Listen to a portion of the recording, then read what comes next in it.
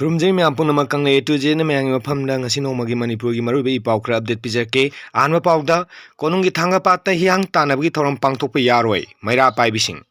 miyamgi apami mayokta hojik chathariba Sangai festival asigi manung channa tha asigi kumapan konunggi thanga patta hiyang hiren tanabi thabuk pangthokani haribasi yaningde thanga par asida hiyang hiren tanabi yaroi han ngasi thanga pan mapanda leiriba leikai singi maira paibising na wakhan mipam chathakre loinana Sangai festival mailina thanga par asida hiyang tanabi thabuk pangthokpa yaroi hana kholau kya laukre Khongjang adu saru yakibasingna phongdorakibada miyang yapamgi mayokta hojik chathariba Sangai festival asi boycott tawba yauna festival asiga mai leina thanga pati yang tanami thoram pangthoktanaba Brahmaputra thanga pan mapal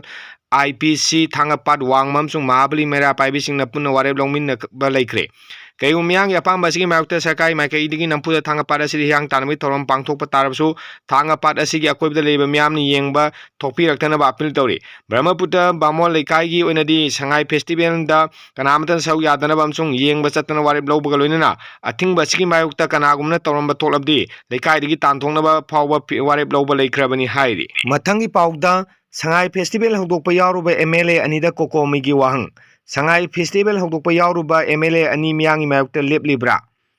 miyangi apunba kholaugi mayokta Sangai festival houdokpa yaoruba MLA Ani miyangi mayokta lepani hairibra haina kokomina hanglagli lubasigi IPR sub convener Laikhuram Jayantana Kuyek Pidon Tarok Pasirol Amadahai, Debang Miamna, Kumsigi Sangai Festival Asi Matang Amadi Maram Sa Dihani Yaning Daba Pongdoktuna, Akan Makonging Changsin Ki Amadi Asogapan Paubu Yaunaki. Miang Kongjang Marakta, Namno Hodoki Toramado Tongju Assembly Constituency MLA Tongam Bisojit Amadi, Nambol Assembly Constituency MLA A Tongaujam Basantagi Kongtangasi, Miam Gimayukta, Pong Singna Boina Lopum Tokpra Nataga Karini Hana Logadagi Hana Hanglagli. MLA Anina Kendagi MLA Oina Saru Yakibini Hirabanina Tongju Amri Nambol Kendagi